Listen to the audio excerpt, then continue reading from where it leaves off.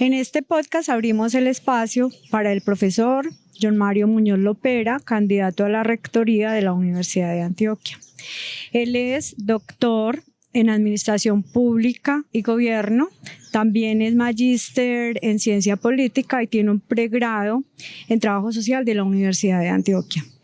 El profesor se ha desempeñado en la Universidad de Antioquia en todos los ejes misionales de investigación, docencia y extensión, destacando también que ha desempeñado cargos administrativos y ha sido un líder gremial. En la parte de administración ha sido decano de la Facultad de Ciencias Sociales y Humanas y jefe de departamento del Trabajo Social. Dentro de la docencia y la investigación, y también podemos decir en la extensión, ha formado estudiantes en pregrado, posgrado, ha desarrollado muchos proyectos en investigación en extensión y esto ha dado a productos interesantes como son libros, capítulos del libro, diferentes artículos que ha escrito, diferentes artículos de opinión. Como líder gremial, pues él ha sido presidente de la Asociación de Profesores.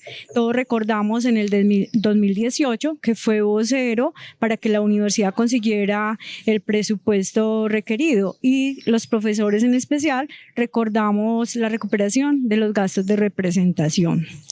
El profesor John Mario, eres uno de los candidatos a la rectoría de la Universidad de Antioquia.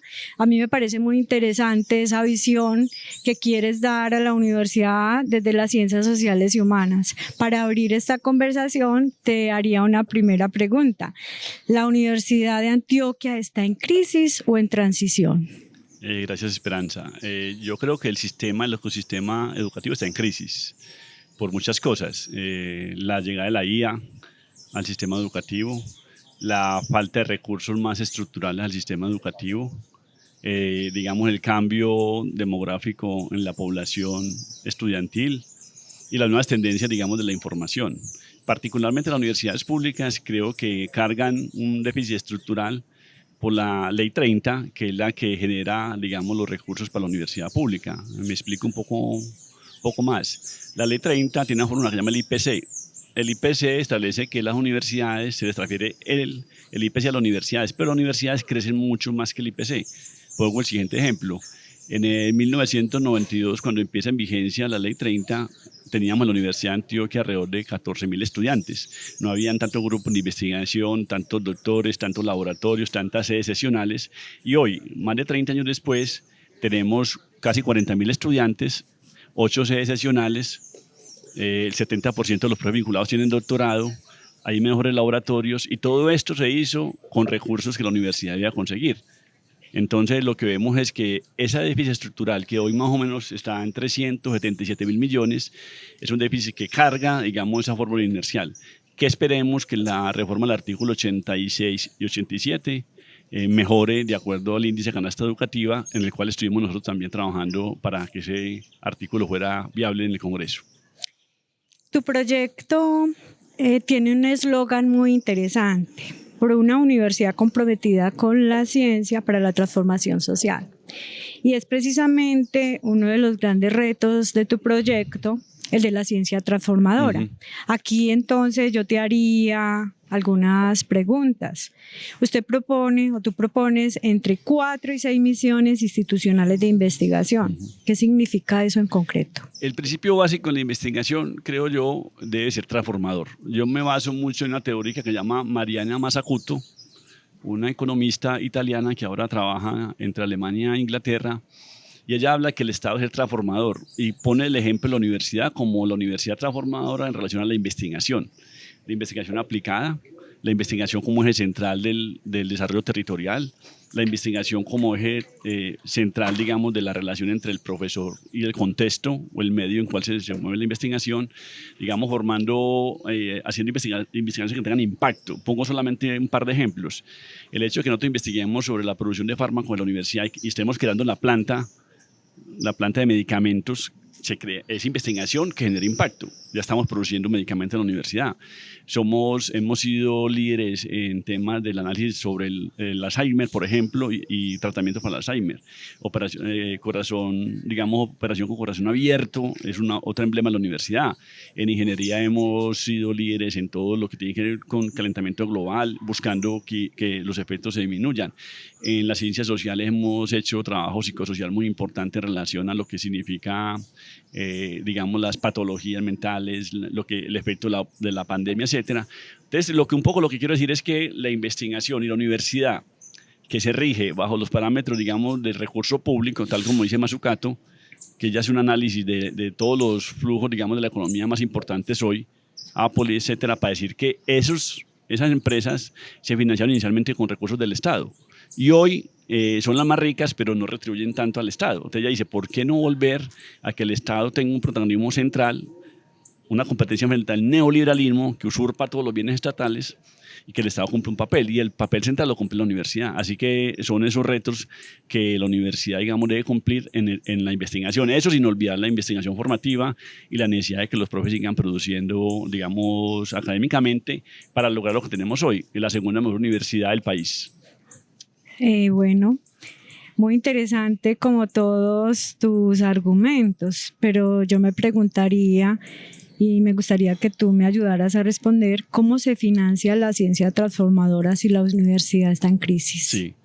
Yo pienso que con la reforma al artículo 86 y 87 que entran en vigencia, ya entra una canasta educativa. O sea, el DANE lo que hace es pasar los recursos que requiere la universidad para los ejes misionales al año siguiente, al 2027, que entraría en vigencia. Eso por un lado. Dos, el Ministerio de Ciencia, Tecnología e Innovación tiene muchos recursos también, que hay que apelar a ellos en términos de investigación. Tres, todo lo que viene con regalías, las regalías del Estado Nacional, hay que competir por los proyectos que están allí. Hay que hacer alianzas con la empresa privada, tanto en Ciudad Universitaria como en las regiones. Creo que hay empresas que contratan a la universidad para la investigación, porque sabemos hacer las cosas y tenemos, la experiencia de más de 225 años que tiene de vida la universidad. Cuatro, yo creo que hay formas de hacer investigación que tienen que ver con cooperación internacional. O sea, hay que buscar todas las posibilidades para que la investigación se potencie y la investigación tenga como correlato un producto, una aplicación. Yo lo digo como investigador, yo soy investigador hace muchos años y entonces la investigación para mí ha servido para tomar decisiones. Les pongo un ejemplo. Hace mucho tiempo hice un libro sobre políticas públicas de población en situación de desplazamiento forzado y ahí salió unos esbozos de la política pública hace muchos años. O sea que la investigación tiene ese compromiso, es que la universidad se debe a la sociedad y creo que la investigación como un punto central debe ser transformadora. Leyendo como este reto, también nos surge la inquietud sobre el planteamiento que haces del programa institucional de ciencia ciudadana. ¿Por qué lo propones? Yo pienso que la ciencia debe estar cerca a todos. Carl Sagan decía que la necesidad de la ciencia es la ciencia cercana al ciudadano, que el ciudadano entienda qué significa la ciencia. De hecho, muchos ciudadanos hacen ciencia sin saber, lo que llaman el conocimiento popular o el diálogo de saberes o ciencia cercana a la gente. ¿Por qué? Porque si la gente entiende que la ciencia, es eso, también entiende el papel de la universidad, defiende el papel también de la educación pública, defiende también que la ciencia puede servir como un eje de transformador individual, grupal o social. Entonces, eso es muy importante, creo yo, para que el ciudadano común y corriente entienda que la ciencia es fundamental para cualquier tipo de decisión que se tome. Bueno, pasando como a otro reto, profesor, otro muy importante es la perspectiva financiera, que pues nos llama mucho la atención en este momento. ¿Tú qué crees? ¿La Universidad de Antioquia es viable financieramente en el mediano plazo? Yo creo que la universidad tiene que tener varias cosas. Uno, una mesa de crisis financiera donde establezca en el corto plazo la necesidad que tenemos del déficit estructural, que reitero que está cercano a los 400.000 millones. Dos, que plantee una recuperación de cartera, que es muy alta. Les pongo un ejemplo, el hospital Alma Mater le debe a la universidad alrededor de 150.000 millones, cierre de proyectos de extensión, etcétera. Pero sobre todo debe tener, una relación entre lo que ingresa del Estado, lo que ingresa del departamento y buscar en el mediano plazo que el municipio de Medellín, por ejemplo, que el 70% de los estudiantes del municipio de Medellín dé algún recurso a la base, fuera de la posibilidad de la contratación externa. Yo pienso que todo eso hace, si se planea bien, más la reestructuración administrativa interna, si se planea todo eso bien, podemos nosotros definir los horizontes financieros y la perspectiva. No caer tampoco en gastar recursos sin tener, sobre todo en infraestructura, que muchas veces no tenemos recursos para sostenerlo, sino que ser muy racional y muy sensato en el gasto público. Bueno, aquí también en este reto el Ministerio de Educación Nacional estableció un plan de mejoramiento para la Universidad de Antioquia, donde establece 119 acciones. ¿Cómo va a manejar esa herencia? ¿Y de dónde van a salir los recursos sin comprometer la autonomía universitaria? Precisamente las acciones que establece el Ministerio es para disminuir, digamos, los gastos de la universidad, muchos de ellos, ¿cierto? Son acciones mejoradoras en relación a contratación que no son, suprimir contratación que no son parte de las emisionales, con doble contratación que se dan en algunas instancias, etcétera. Pero quiero reiterar una cosa y ser muy claro y muy enfático en esto. Esas acciones del ministerio deben de conversar con los estamentos profesorales, estudiantiles y los estamentos de los empleados. ¿Por qué? Porque muchas decisiones de ellas pueden afectar la reglamentación y la normativa interna. Les pongo dos ejemplos. La comisión de estudio, que es un derecho de los profesores, pueden estar afectados si se reduce, digamos, la comisión de estudio para hacer, digamos, doctorados o para hacer postdoctorados. La dedicación exclusiva también se reduce en relación a eso, que es un derecho que está incluido dentro de la normatividad de la universidad. De hecho, la Universidad Nacional la da sin tantos trámites, la expedita cuando alguien se vincula. Y eso significa que es potenciar un poco más los derechos de los profesorados. O sea, un poco lo que quiero decir es que hay decisiones que hay que tomar, pero que no violen la normatividad y los derechos del profesorado. Claro. Bueno, si tú fueras rector mañana, ¿cuál sería tu primera decisión financiera en concreto? Yo creo que sería sería un pacto con todos los sectores de la universidad para recuperar el sentido de lo público. Lo público es una construcción colectiva, es de todos, de todas, es de estudiantes, profesores, empleados. Es que entendamos qué significa lo público, defendamos lo público y la necesidad de que todos y todas busquemos un horizonte, digamos, sensato, claro, frente a la viabilidad de la universidad. Pero reitero, el cambio de fórmula del artículo 86 nos da un escenario relativamente positivo, más un porcentaje que viene del Producto Interno Bruto también en esa misma fórmula. Ahí tenemos un escenario más o menos importante que tenemos que profundizar con otras iniciativas. Ya. Bueno, pasando como a otro reto que tú planteas en tu proyecto y que es algo que nos preocupa a todos los seres que habitamos la Universidad de Antioquia, es el que tiene que ver con la convivencia y la democracia universitaria. La convivencia universitaria es un problema cultural, de gestión o de estructura de poder. Uh-huh. Nosotros partimos de un hecho de que la cultura son las manifestaciones materiales y espirituales nacidas de la capacidad de simbolizar de la especie humana. Es un concepto incluso que está en la UNESCO. Por lo tanto, lo que tenemos nosotros es lo que somos en cierta medida. Habitar la universidad es también empezar a nosotros cuestionarnos qué hemos hecho para que la universidad sea lo que es, bien o mal. ¿Qué hemos hecho para habitar la universidad y para, después de la pandemia, que pasó un fenómeno muy extraño, que la universidad empezó a deshabitarse mucho porque muchos ya estaban conectados vía virtual en clases y demás?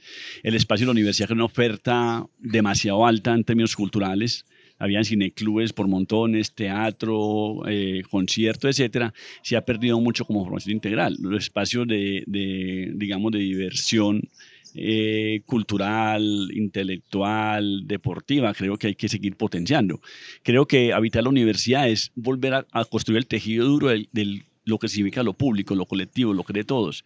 Esta universidad nos ha dado a nosotros todo. De hecho, aquí vienen los chicos y chicas y les transforman la vida, pero hay que buscar unas condiciones de habitar la universidad mucho más profundas, volver a ese amor tan profundo que le teníamos al alma mater, nodriza, madre que da vida, ¿cierto? Y creo que eso es fundamental en la universidad, volver a recuperar el sentido de la universidad como espacialidad, como fenómeno y posibilidad académica, pero también como la posibilidad de seguir estando orgullosos de este tesoro que tenemos nosotros y patrimonio cultural, social y académico más importante de la sociedad antioqueña. Bueno, profesor John Mario, hay dos estamentos o personas de esos estamentos que son el estudiantil y el profesoral, que llevan años reclamando por una mayor participación real. ¿Qué va a cambiar en su rectoría?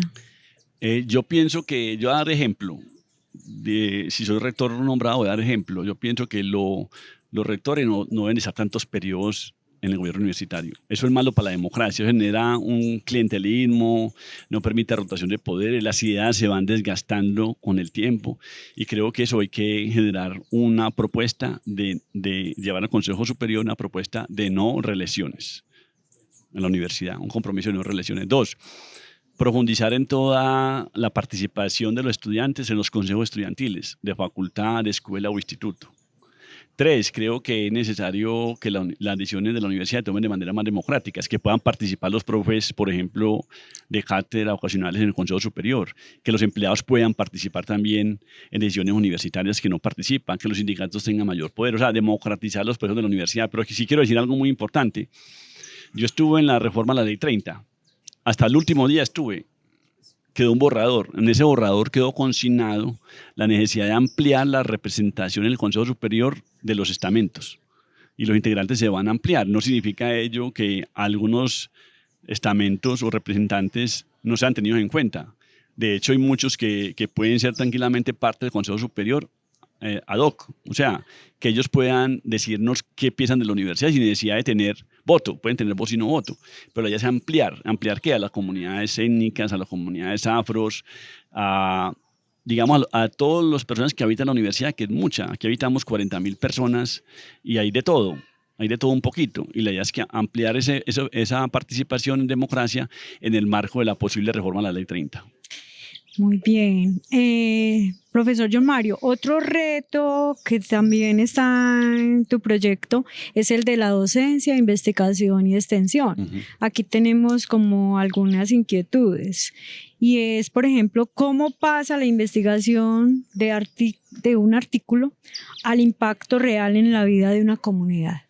Yo lo decía ahora en el inicio de esto, que la investigación genera impacto. Sí. Y eso es lo que hemos de promover y proponer nosotros en la academia, que la investigación genere conocimiento, ¿cierto? Genere fortalecimiento en la investigación, pero que tenga como correlato un impacto de eso que está haciendo.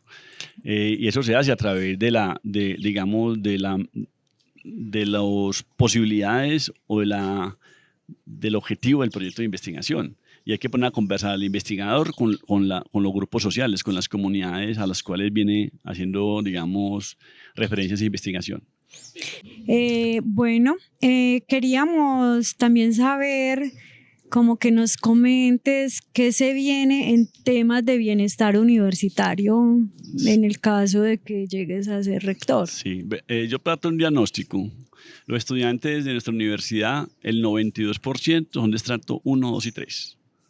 Por lo tanto, son estudiantes que vienen con mucha carencia. De ese 92, el 70% son de estrato 1 y 2. Son estudiantes que vienen con carencias socioeconómicas, socioafectivas, psicológicas, etc. Es digamos, una población que hay que trabajar con ellos. La propuesta nuestra es precisamente esa, buscar que esos estudiantes tengan acompañamiento psicosocial, tengan acompañamiento económico, tengan la posibilidad de viajar por el mundo con internacionalización, muchos de ellos en intercambios, tengan la posibilidad también de un restaurante estudiantil para los estudiantes, tengan la posibilidad también de una residencia estudiantil a través de una relación con la SAE que podemos hacer. Muchos de los estudiantes nuestros son de las regiones, no tienen cómo sostenerse acá, muchos se van, ¿cierto? Un poco lo que quiero manifestar es que la deserción en la universidad está del 23 al 40% en algunas unidades académicas. O sea, eso es una crisis muy fuerte.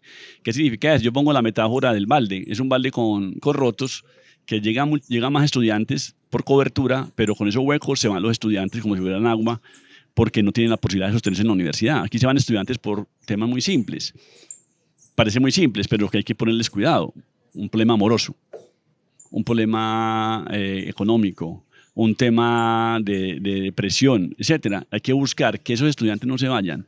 Y también un bienestar integral para los docentes que tengan espacios de esparcimiento, que tengan mejores posibilidades de habitar la universidad, los empleados que tengan, digamos, unas mejores condiciones laborales, igual que los docentes de cátedra, que puedan vincularse a un proyecto más amplio de universidad.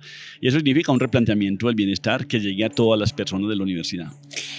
Bueno, para ir finalizando, nos gustaría que nos resumieras los retos que piensas que hay que enfrentar si eres el rector de la Universidad de Yo pienso que el Antioquia. primer reto es el habitar la universidad, es volver a que la gente entienda y se enamore del concepto de lo público, como la res pública, como decía Platón, la cosa que es de todos, ¿cierto? Y lo público es una construcción social, es volver otra vez al adentro de nosotros, si se quiere hacer así. El adentro de nosotros es la construcción social que tenemos de lo público. Es volver a ver la universidad como ese sitio de encuentro permanente, como ese sitio que transforma nuestras vidas, cultural, académico, artístico. Yo creo que eso es demasiado importante. Dos, la necesidad de buscar equilibrio y sostenibilidad financiera en la universidad. O sea, que lo que hagamos nosotros sea responsable con los recursos que tenemos. En rendición de cuentas, una ética pública, una meritocracia internamente en las decisiones. Y tres, la democracia universitaria. Son retos de empezar a trabajar, que depende mucho de la politización y de la posibilidad de que los estudiantes y profesores tomen decisiones de acuerdo a ideas, no de acuerdo a clientelismo o a burocracia. Que la invitación es incluso a eso, que lean las propuestas de los candidatos y candidatas, que miren qué les llama la atención, que miren la coherencia que han tenido unos candidatos con la defensa de la educación pública, que miren que los estudiantes también tienen un espacio, digamos, en esa correlación, digamos, de fuerzas de los estamentos. O sea, un poco es el llamado a también la democracia. Y yo creo que lo más importante es empezar a establecer diálogos o un pacto por la convivencia de todos esos sectores.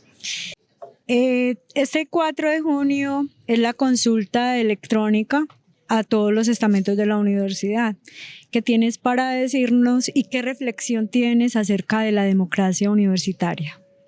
La democracia, demos pueblocracia, poder, debería de ser, según los griegos, más en una universidad, el poder de los estamentos. O sea, los estamentos deben decidir sobre su gobierno universitario. De hecho, en el marco constitucional y en la ley 30 está la necesidad de que las universidades se den su propia forma de gobierno.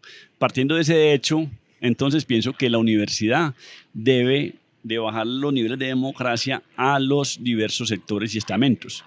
Desde las decisiones, digamos, en las facultades, escuelas, institutos, hasta la decisión de que todos los integrantes de la universidad puedan participar en la democracia. Empleados que no tienen representación, por ejemplo, en el Consejo Superior, profesores de cátedra vocacionales, otros grupos, digamos, diversos dentro de la universidad. Creo que la universidad debe pintarse de democracia y ser colorida, digamos, en la democracia.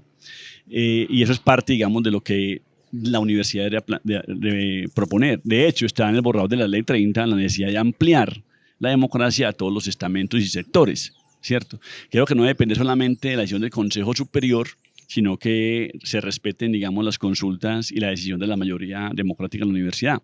En ese sentido, nosotros invitamos a que voten por nuestra propuesta. Hemos sido parte, digamos, del estudiantado, de la organización estudiantil. Produjimos una reflexión y libro sobre el tema. Hemos sido profes, representantes, presidentes de la Asociación de Profesores.